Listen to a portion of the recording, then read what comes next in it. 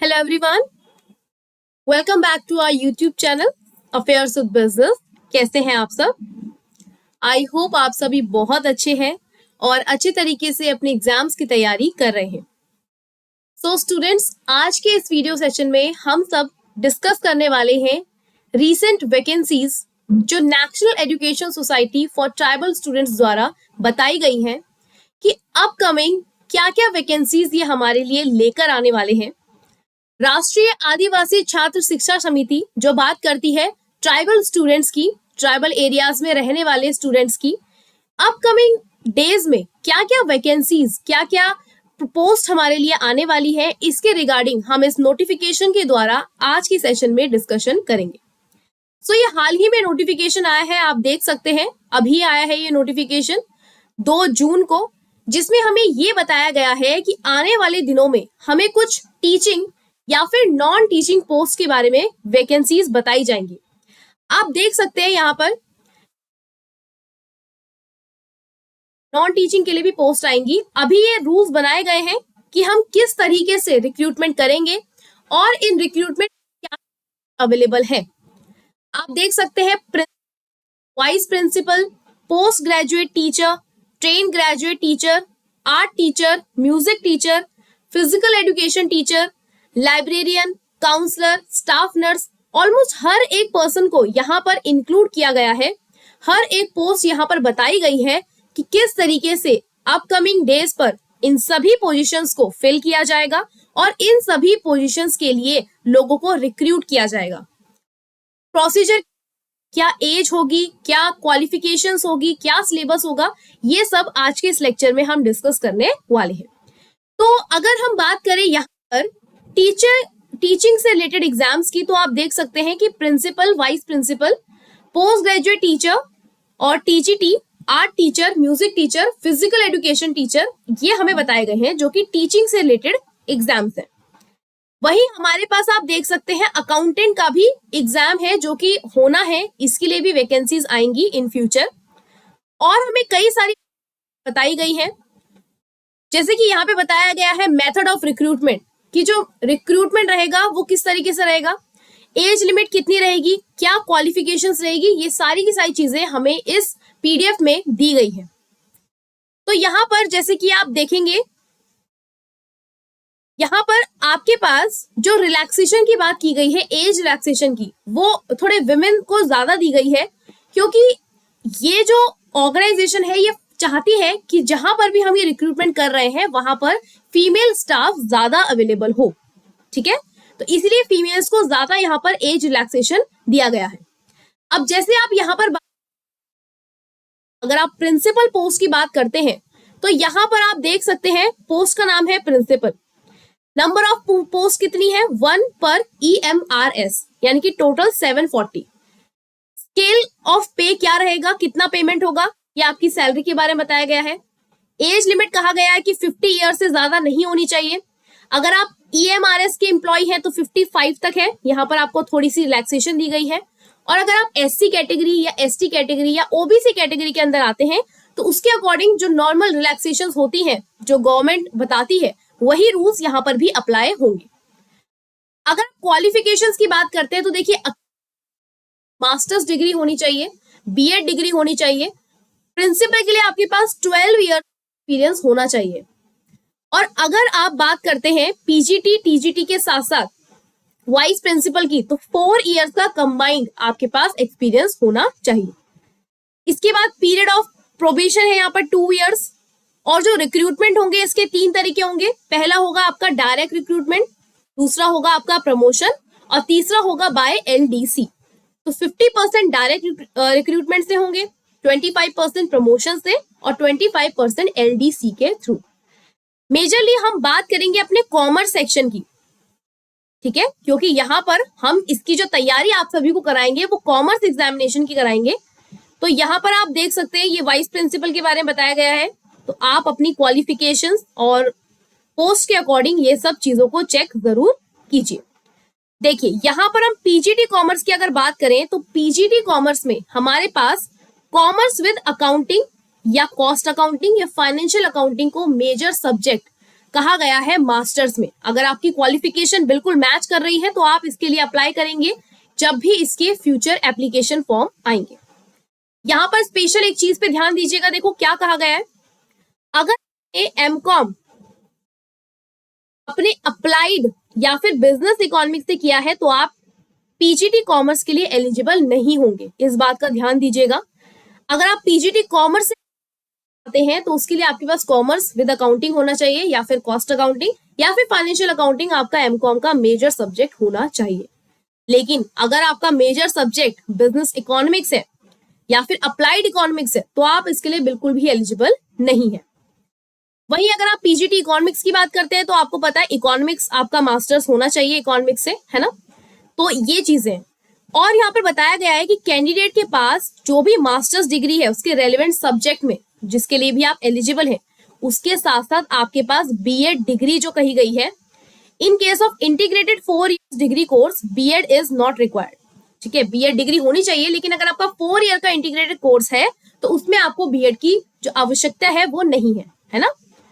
और क्या बातें बताई गई है हमारे पास, अगेन यहाँ पर वही है, प्रोबेशन पीरियड आपका 2 इयर्स का है। अगर आप पीजीटी कॉमर्स और पीजीटी इकोनॉमिक्स के लिए रिक्रूटमेंट चाहते हैं तो 100% डायरेक्ट रिक्रूटमेंट यहाँ से होगा, लेकिन जो बाकी सब्जेक्ट है उसमें 50% प्रमोशन के थ्रू होगा और 50% डायरेक्ट रिक्रूटमेंट के थ्रू होगा। ठीक है, सेम इस तरीके से आपके पास टीजीटी सब्जेक्ट्स के बारे में बताया गया है, TGT maths, science, SST, Hindi, English and regional language. और इसके बाद और भी पोस्ट है, और एक और पोस्ट हमें यहाँ पर देखनी है जो कि है हमारी अकाउंटेंट की। ठीक है, अकाउंटेंट की पोस्ट भी हमें देखनी है। एक हमारे पास पीजीटी कॉमर्स पे हमें खास ध्यान देना है और दूसरी हमें हमारे अकाउंटेंट वाला जो पोस्ट है उस पर भी ध्यान देना है। तो एक बार उसके बारे में पढ़ लेते हैं कि क्या रूल्स बताए गए हैं और क्या क्या क्वालिफिकेशन हमें यहाँ पर बताई गई है। ठीक है, तो देखिए ये स्टाफ नर्स का है, ये हॉस्टल वार्डन का है, ऐसे ही हर एक पोस्ट के बारे में बताया गया है। अब ये देखिए, recruitment rules for the post of accountant in EMRS। तो यहाँ पर आपकी पोस्ट क्या है, अकाउंटेंट 1 पर EMRS ये ऑथराइज की जाएगी। ग्रुप बी के अंदर आता है ये। यहाँ पर आपका जो पे स्केल होगा वो 35,400 से 1,12,400 के बीच होगा। एज लिमिट कितनी है, 30 ईयर्स है। लेकिन अगर आप EMRS एम्प्लॉय है तो इसमें सारा रिलैक्सेशन इंक्लूड करके वही 55 ईयर्स तक आपको एलिजिबिलिटी मिलेगी। फिर अगर आप SC category, ST category, OBC से हैं तो जो गवर्नमेंट रूल्स में जो रिलैक्सेशन होती है वही आपको यहाँ पर दी जाएगी। क्वालिफिकेशन यहाँ पे कही गई है कि अगर आप अकाउंटेंट के लिए अप्लाई करेंगे तो उसमें आपके पास कॉमर्स की डिग्री होनी चाहिए किसी भी रिकॉग्नाइज्ड इंस्टीट्यूट से, किसी भी रिकॉग्नाइज्ड यूनिवर्सिटी से। अगर आपके पास कॉमर्स की डिग्री है यानी कि आपका बैचलर्स कॉमर्स में हुआ है तो इसके बेस पर आप इस पोस्ट के लिए अप्लाई कर सकते हैं। यहाँ पर भी डायरेक्ट रिक्रूटमेंट होगा 50% और बचा हुआ 50% प्रमोशन के द्वारा इस पोस्ट को फिल किया जाएगा। ठीक है, सो ये वैकेंसीज अपकमिंग है, ये बहुत टाइम से इस चीज को लेकर कोशिश की जा रही थी और फाइनली इसके लिए रूल्स बनकर आए हैं कि किस तरीके से जो ट्राइबल एरियाज में स्टूडेंट्स हैं, जो ट्राइबल एरियाज में लोग हैं, उन्हें कैसे हम एम्प्लॉयमेंट दे सकें, कैसे वहां पे जो वैकेंसीज है उन्हें हम फिल कर सकें। तो ये रूल्स है जो बताते हैं कि में जो वैकेंसीज आएंगी उनको फिल करने का तरीका क्या होगा, कौन कौन से सब्जेक्ट से रिलेटेड वैकेंसीज आएंगी, किस एग्जाम को टारगेट करेंगे, टीचिंग के लिए भी है और नॉन टीचिंग के लिए भी है। और यहाँ पर स्पेशली हम जो बात कर रहे हैं वो बात कर रहे हैं कॉमर्स सेक्शन की, जिसमें आपको 2 चीजों पे फोकस करना है। एक है आपका पीजीटी कॉमर्स और दूसरा है आपका अकाउंटेंट पोस्ट। ठीक है, तो इन 2 चीजों के बारे में हमने यहाँ पर बात करी है। अब रही बात इन सबके प्रिपरेशन की, मैम नोटिफिकेशन तो देख लिया, अब सवाल ये आता है कि इन सब चीजों की हम प्रिपरेशन कैसे करेंगे। तो देखो, प्रिपरेशन करने के लिए हम आपके लिए कोर्स लॉन्च करेंगे जिसमें हम फोकस करेंगे कि आप पीजीटी कॉमर्स के लिए प्रिपेयर कर सके, साथ ही साथ इसके अकाउंटेंट का जो एग्जाम है उसके लिए भी फोकस कर सके। अब यहाँ पर अभी हाल ही में कोई सिलेबस मेंशन ठीक से नहीं किया गया है, थोड़ा यहाँ पर सिलेबस बताया गया है बट वो रियल सिलेबस नहीं है। इसके लिए सिलेबस जो है वो भी फ्यूचर डेट्स में ही आएगा जब आपको एप्लीकेशन फॉर्म प्रोवाइड कर दिए जाएंगे। तो जो सिलेबस वाला पोर्शन है वो हम तब डिस्कस करेंगे कि कौन से एग्जाम में क्या सिलेबस हमसे पूछा जा रहा है। तो ये जो दोनों एग्जाम की तैयारी है, ये तैयारी हमारे ऐप पर आपको कराई जाएगी, that is affairs with business. हमारे ऐप पर हम इन सभी कोर्सेज के लिए आपको लेक्चर्स प्रोवाइड करेंगे। आपको उन लेक्चर्स में बहुत सारी चीजें मिलती हैं, जैसे कि पहला जो फायदा होता है कि आपको रिकॉर्डेड लेक्चर्स मिलते हैं। रिकॉर्डेड लेक्चर्स आपको ऐसे ही नहीं कि कैसे भी प्रोवाइड कर दिया, आपको यहाँ पर क्वालिफाइड एजुकेटर से ये लेक्चर्स मिलते हैं। ये वो एजुकेटर्स हैं जो सीए क्वालिफाइड है, नेट क्वालिफाइड है, जेआरएफ क्वालिफाइड है। तीसरा फायदा है आपके पास कि आप अगर हमारे कोर्स से पढ़ेंगे तो हम यहाँ पर आपको एमसीक्यूज प्रैक्टिस भी करवाएंगे। ठीक है, एमसीक्यू प्रैक्टिस के साथ साथ हम आपको पीडीएफ भी प्रोवाइड करेंगे, जिसको आप डाउनलोड करके आराम से प्रिंट करा सकते हैं। और ये आपकी दोनों लैंग्वेज में होती है, हिंदी लैंग्वेज में भी और इंग्लिश लैंग्वेज में भी। तो बाइलिंगुअल यहाँ पर हमारी पीडीएफ होती है। साथ ही साथ भी प्रोवाइड कराएंगे। ठीक है, तो ये सभी बेनिफिट्स आपको मिलेंगे जैसे ही इन वैकेंसी से रिलेटेड हमारे पास कोई अपडेट आता है। उस अपडेट को देखते हुए हम आपको नोटिफिकेशन देंगे, आपको सारी इंफॉर्मेशन प्रोवाइड करेंगे। सिलेबस को भी यहाँ पर हम डिस्कस करेंगे और जो भी एग्जाम है उस एग्जाम से रिलेटेड हमारे ऐप पर कोर्सेज लॉन्च किए जाएंगे और उन सभी का फायदा आप ले सकते हैं। क्या क्या फायदा है ये भी मैंने आपको अभी अभी बताया। ठीक है, तो ये रिक्रूटमेंट है जो हाल ही में आई थी और अभी इसके लिए आगे का नोटिफिकेशन आना बाकी है, तो हम तब तक सिर्फ वेट कर सकते हैं। फिलहाल इस वीडियो में हमने आपको इन्फॉर्मेशन देने की कोशिश करी है कि क्या क्या पोस्ट अवेलेबल है हमारे पास और क्या क्या वैकेंसीज इन फ्यूचर आने वाली है। तो तैयार रहिए, है ना, और देख लीजिए कि आप कौन से एग्जाम के लिए एलिजिबल हो पाते हैं और किस एग्जाम के लिए आप प्रिपेयर करना शुरू करेंगे। ये पूरी लिस्ट हमें बताई गई है कि कौन कौन सी पोस्ट हमारे लिए यहाँ पर अवेलेबल है। ठीक है, अराउंड 23 पोस्ट यहाँ पर हमें बताई गई है। तो आप अपने अकॉर्डिंग देख सकते हैं कि आप टीचिंग वाली पोस्ट में फिट बैठ रहे हैं या फिर नॉन टीचिंग वाली पोस्ट में फिट बैठ रहे हैं। एक और चीज मैं यहाँ पे बताती हूँ आपको, EMRS का जो सिलेबस है यहाँ पर वो अभी तक टेंटेटिव फॉर्म में दिया गया है।